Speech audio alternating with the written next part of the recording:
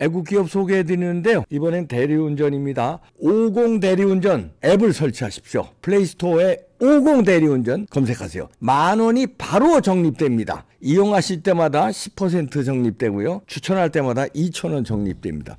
지금 설치하면 바로 10,000원이 적립되는 겁니다. 애국기업이니까요. 네, 오늘 특별한 손님 두 분 모셨는데요. 김정현 백서스 정책연구소장과 벤자민 윌커슨 반도체 전문가죠. 예. 네, 두 분 모셨습니다. 어서 오십시오. 네, 안녕하십니까. 우리 김정현 소장님은 이번에 출마하신다고요? 예, 맞습니다. 어디? 용산구로 출마했습니다. 그리고 예비 경선 등록을 하셨나요? 했습니다. 예, 국힘당 후보를? 예, 국힘당 후보를 했습니다. 예비 등록하셨고. 예. 근데 벤자민 윌커슨 선생님 이봉규 TV에도 몇 번 출연하셨는데 반도체 전문가고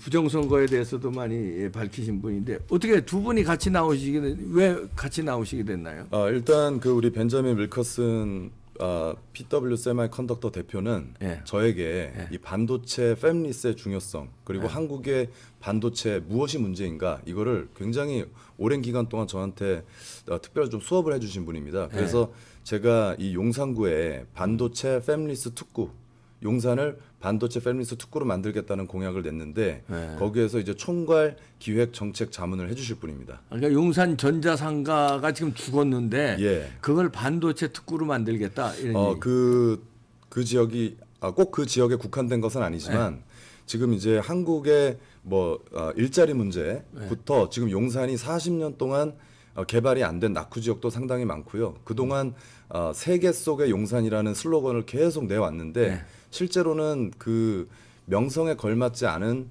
현재 실태 이것을 우리가 극복할 수 있는 아주 결정적인 해결책이라고 보시면 돼요. 부정선거 때부터 그렇게 알게 됐고 그다음에 지금 기도원 청년단 제가 고문이고 단장이에요.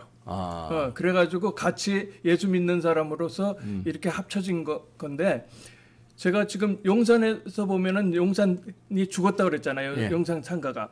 그 상가가 왜 죽을 수밖에 없냐면은 더 새로운 개발을 하지 못해서 그래요.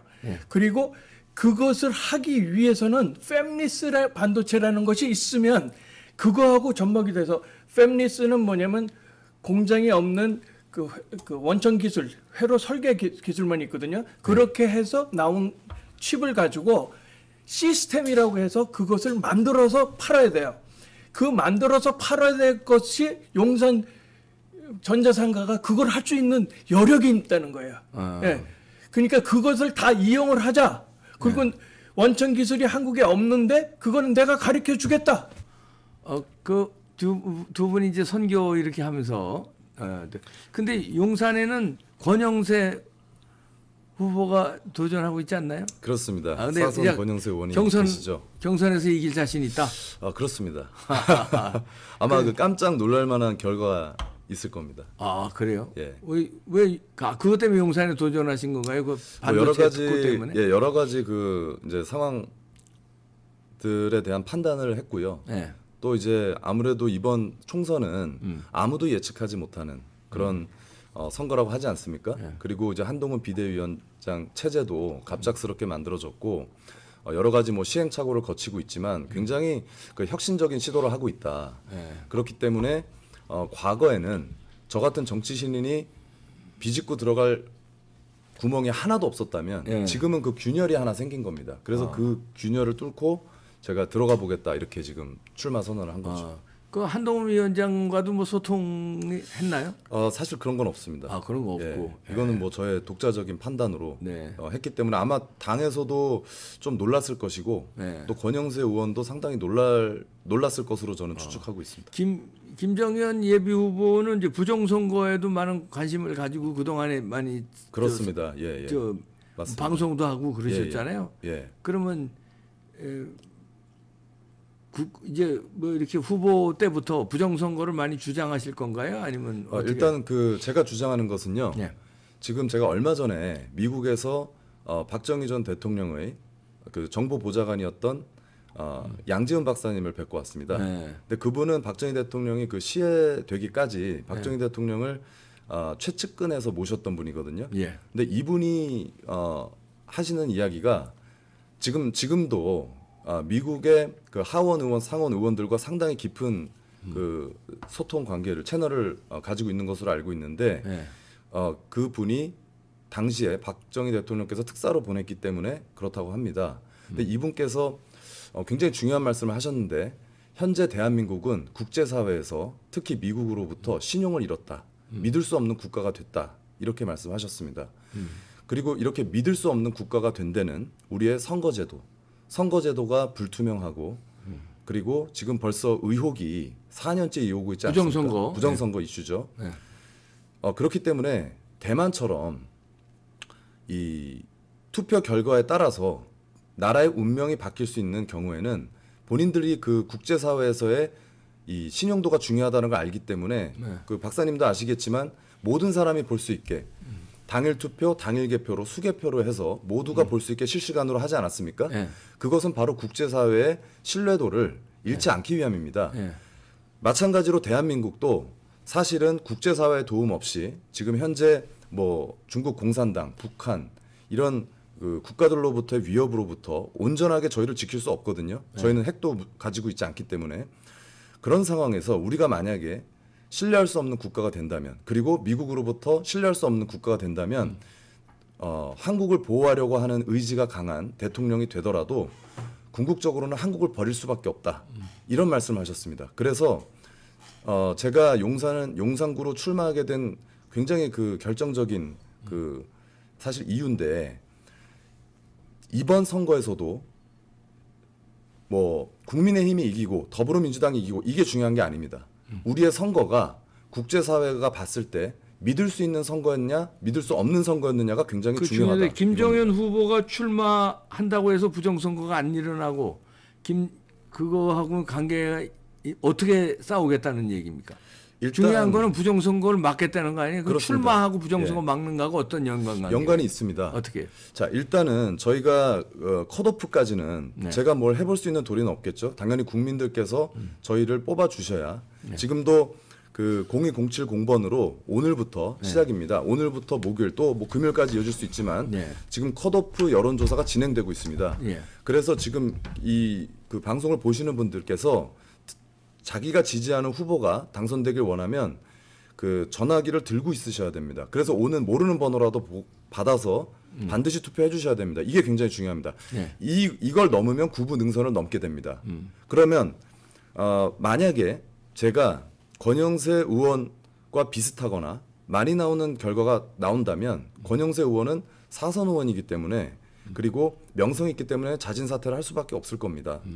그렇게 되면 제가 단독으로 뽑히게 되면 그때부터 저뿐만이 아니라 공천을 받은 후보들은 그때부터는 민주당을 향해서 우리가 이 선거 부정, 특히 선거제도 개선, 지금 선관위에서 받지 않고 있는 그런 국민의힘의 요구사항들이 있죠. 이것을 저희가 선거 유세 때 계속 떠들어댈 수가 있습니다. 경선 통과되면은 떠들어댈 수 있다. 예, 그렇습니다. 그 전에는 경선 통과가 안 되면 이제 그러면 이제 그 짐 싸서 집으로 가야죠. 집으로 가야 되네. 예, 그건 뭐 국민들의 그 달려 있습니다. 국민들의 선택에 달려 있습니다. 네.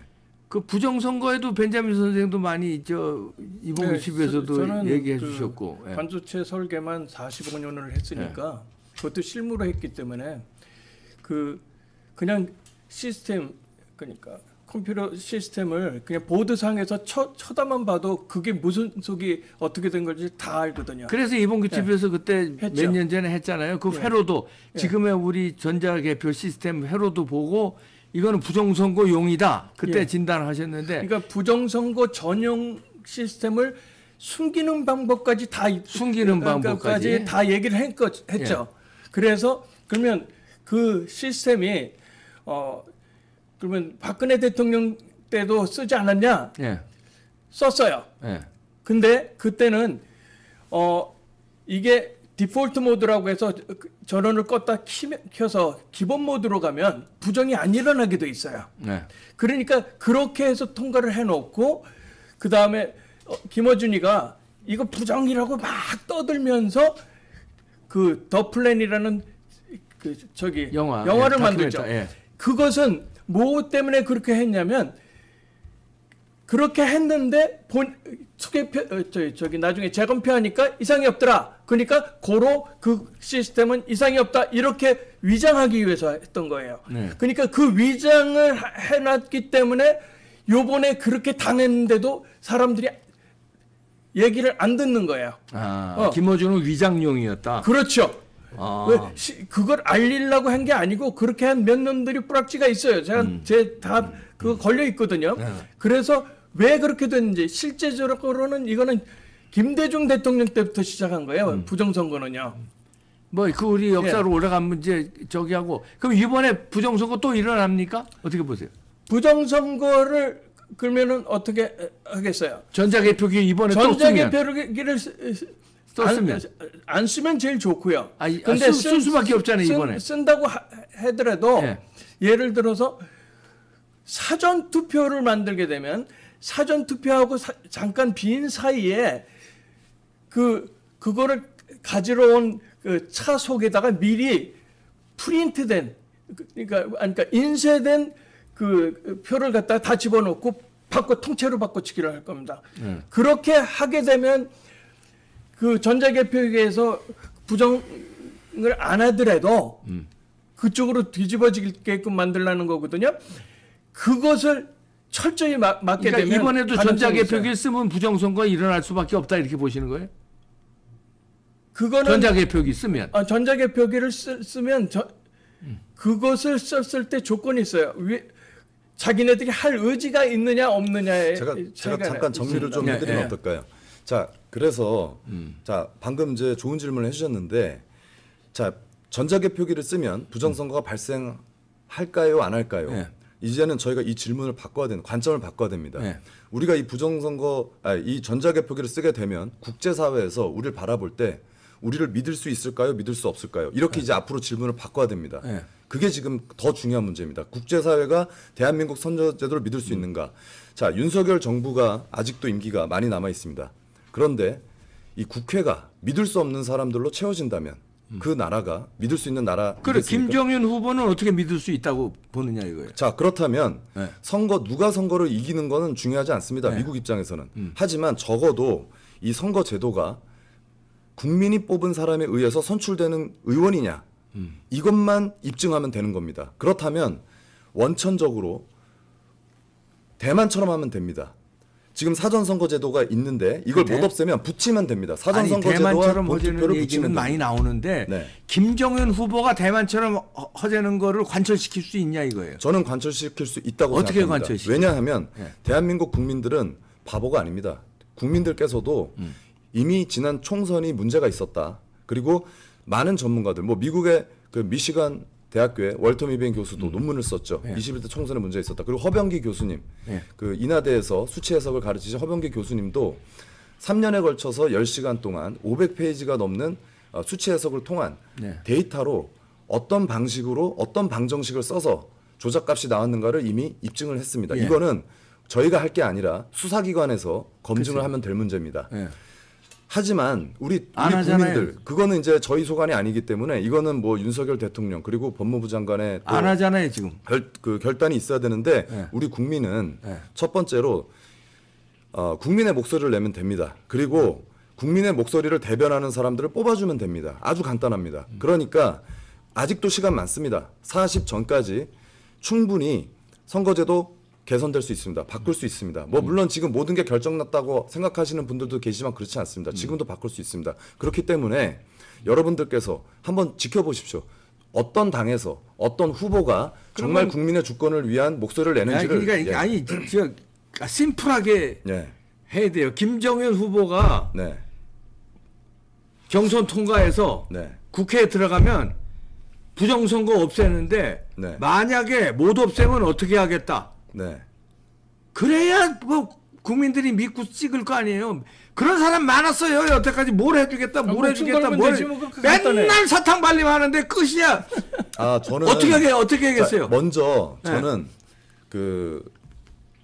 본 선거를 치르기 전에 쇼부를 볼 겁니다. 어떤 쇼부 보냐? 그거 빨리 얘기해야 돼. get to the point.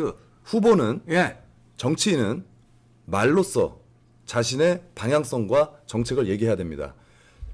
말해야 됩니다. 뭐가 옳은 건지. 그리고 주장해야 됩니다. 관철될 때까지. 그리고 얘기하잖아요. 지금 우리가 선거 요새를 보면 특징이 뭐냐면 선관위가 이 후보자에 대한 당락을 영향을 줄 수 있기 때문에 후보자가 되면 선거 부정선거 얘기를 못합니다. 하지만 이번에는 제가 아까도 말씀드렸듯이 선거 제도에 문제가 있는 상태에서 그거를 잘 커버를 해서 부정선거를 막았다 하더라도 그거가 문제가 해결이 안 된다는 겁니다. 제 얘기는. 지금 국제사회에서 바라보는 한국의 신뢰도가 너무 많이 깎여 있기 때문에 우리가 국제사회의 신용도를 올리려면 믿을 수 있는 국가가 되려면 아까도 말씀을 드렸죠. 그러니까 이제 그거는 이제 원론적인 얘기인데. 이게 원론적인 얘기가 아닙니다. 근데 그거를 내가 어떻게 해결하느냐. 내가 해결 못하면 나는 어떻게 하겠다. 이게 내놔야지. 그거 다 말로는 다 안 되니까요. 우리가 국민들이요. 몇 천만 국민들이 4년 동안 지긋지긋하게 당했어요. 그렇습니다. 아주 이제 징그러워지 아주. 그러니까 내가 어떻게 해결하겠다. 뭐 국제사회 이런 얘기하지 말고. 자, 김정일이 되면 어떻게 해결하고 이거 안 되면 김정일은 어떻게 하겠다. 이걸 제가 국회의원이 되면요. 국회의원이 되면 당선이 되면 내가 나가야 되겠다. 난 못 나가고 난 못 나가고.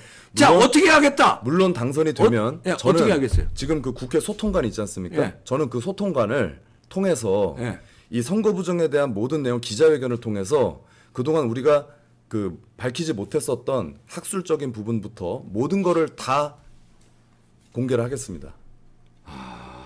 그리고 지금 현재 그 황교안 전 총리께서 이 선거 아마 그 지금 선거제도 개혁 연대 뭐 이런 그 모임을 그 조직을 지금 구성을 하고 있는 것으로 알고 있는데 이런 것이 지금 정치권 내에서 특히 국회의원의 경우 정확하게 선거 부정의 모든 방식과 이게 법적 문제점을 100% 이해하는 사람이 제가 봤을 땐 지금 없습니다. 그렇기 때문에 A부터 Z까지 모든 부분을 다 파악을 해서 국민께 알려야 되고 이것을 간헐적으로 하는 게 아니라 끝장날 때까지 단기간에 끝낼 수 있습니다. 정확한 법적 그 절차를 거쳐서 그리고 저희가 그러니까 국민께 알리는 게 중요하거든요. 지금 미국 같은 경우는 마이크 존슨 하원 의장, 이 신임 하원 의장이 됐습니다. 이 마이크 존슨 하원 의장은 아시다시피 하원 의장은 미국 의전서열 3입니다. 근데 이 마이크 존슨 하원 의장은 지난 미 대선에서 부정선거가 있었다고 가장 강력하게 주장을 한 사람입니다. 그리고 조 바이든 당시 당선인이죠. 당선인이 당선이 될 수 없게끔 이 당선을 우리가 거부하자라는 것을 공화당 상원 하원 의원을 설득했던 사람입니다. 그런데 이 하원 의장은 막강한 권한을 갖고 있습니다. 그래서 이 입법 절차에 대한 권한 또 누가 발언을 할 수 있는지에 대한 권한을 전적으로 갖기 때문에 미국의 경우는 그 선거제도가 지금 다 바뀌게 됩니다. 그런데 그러니까 공정하게 바뀌게 됩니다. 그런데 그렇게 할 수 있는 이유는 미국 국민 50% 이상이 선거 부정을 믿었고요. 그리고 80% 공화당의 80% 가까이 되는 이 유권자들이 부정선거에 대해서 알고 있다는 겁니다. 대한민국은 아직도 그 수준에 못 미치고 있기 때문에 저희가 이런 부정선거를 밝히는 데 동력이 부족하다. 그렇다면 우리는 특히 정치인들, 국회의원들은 강력한 발언권이 있지 않습니까? 국회 소통관도 빌릴 수 있고 기자회견도 할 수 있고 굉장한 권한을 갖고 있습니다. 그렇기 때문에 이 권한을 전부 다 쓰고 국민들은 그 국회의원을 중심으로 뭉쳐야 됩니다.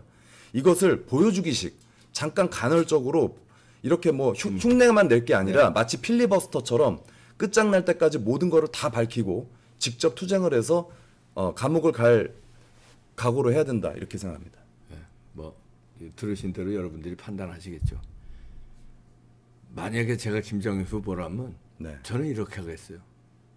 저는 부정선거 밝히기 위해서 나왔는데 저에게 국회에 들어가신다 국민들이 허락해 주시면 나는 그거하고 국회에서 싸우다가 죽겠습니다. 그거 매일 부정선거를 외치겠습니다.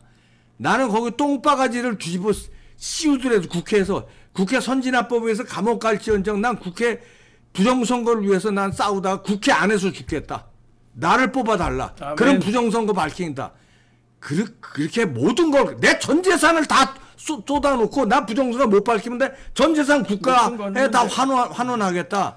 난 매일매일 싸우겠다. 1분 1초를 매일 싸우겠다. 그러면 제가 무슨 미국이 무슨 이런 얘기야. 저 우리가 얼마나 뒤었는데요. 이거 얼마나 뒤었는데 지금 국민들 지금 아직 응어리 국민들 모른다고 그러시죠? 3분의 1은 다 알아요. 3분의 1은 다 아는데 해결을 안 해주니까 다 아는데, 폭발해 지금 폭발하기 일보 직전이에요. 그러니까 폭발시키겠다 내가 이렇게 나와야지. 그러니까 무슨 아는데 미국이고 어쩌고 지금 왜 그게 안 되느냐면 모난돌이 정 맞는다는 것 때문에 그러니까 정 맞겠다 이렇게 아니, 나와야지 내가. 국민들은 본인들이 정 안 맞으려고 하지만 아이 김정은 저기 후보는 안타까워서 그러는데 나는 한 분이라도 좀 제대로 들어가야 될 거 아니에요. 그래서 내 믿고 지금 그러니까 내가 설명을 할 테니까 들어보세요. 미국에서 태어나서 미국 시민권 있고 한국 저기 여권도 있어요. 누가? 이중 국적이에요, 이 사람은. 복수 국적. 예, 복수 국적이에요. 이중 국적이에요. 오케이. 미국 사람이 한국 와서 한국을 살려놓겠다고 하는 거야. 왜? 아버지의 고향이고 뿌리니까. 한국 사람이 아니고 한국 사람. 한국 사람이니까. 한국 군대를 자진 입대. 한국 군대 가서 좋아. 병역까지 다 한 사람이야. 그러니 이 나라를 살리려고 미국에서까지 날라와서 이렇게 목숨 걸었는데 더 목숨 걸겠어? 내가 보기에는 하고도 남아. 좋아. 지금 이런 거 좋은 거야. 하고도 남는다고. 그렇지 이렇게 해야지 이렇게. 내가 그 옆에서 내가 기도로 도와주고 내가 기술로 도와주고 모든 정책 같은 거 1000만 필요한 명 이상이 것들 기도해요, 다 서포트. 나는 좋아. 한국의 문제를 전체 몽땅 다를 다 이해를 한 사람이에요. 좋아요. 그렇기 때문에 그거에 대해서 완전히 해결할 수 있어요. 네. 자, 벤자민 윌커스 선생의 내가 보장해. 내가 피를 토하는 저 여러분들 듣고 김정현 백서스 연구소 소장을 판단하시기 바랍니다. 네, 두 분 감사합니다. 감사합니다.